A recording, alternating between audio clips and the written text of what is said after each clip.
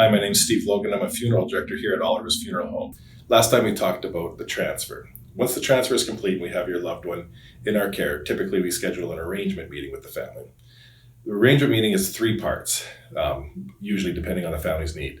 The first part is vital statistics. So we gather information about your loved one and use that for the Vital Statistics Alberta. We send that into the government and that becomes a permanent record.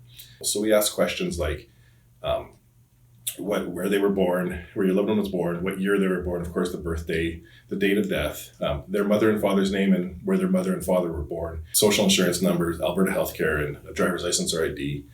Typically, we ask those questions as well. There's 3 times in your life where you need vital statistics. One is when you were born, second is when you were married, and the third, unfortunately, our end of the business is when you are deceased. After we're finished taking the vital statistics, the second part of the arrangement we'll be discussing options. So first we talk about whether you're going to have a service or not, burial or cremation.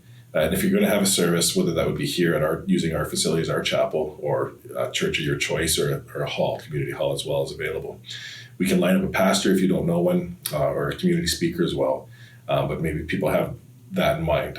Of course, if you pick burial, we'll talk about the casket options and take you through our showroom to show you the options we have. If you don't find something like in our showroom, we certainly can go through a catalog and show you a variety of options that you would have for caskets or urns. Of course, if cremation's chosen, then they would be picking out an urn. So there's just a variety of things we got to discuss through that arrangement. It can take an hour and a half to 2 hours, depending on your family's needs, but anything from guest books to how many memorial cards you have, how many people you think you'll be planning on feeding at the luncheon if you're choosing to do one.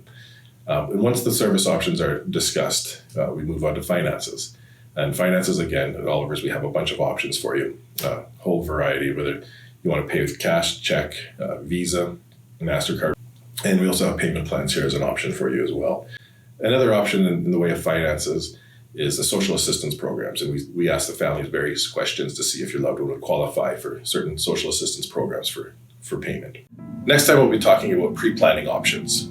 Some of the options I discussed today, some of those decisions can be made well in advance before your loved one passes, and they can be making it and be part of that decision-making themselves. So that's a big benefit. It really kind of reduces that time and the guesswork that can be involved in an arrangement. And also gets some of those financing issues out of the way beforehand.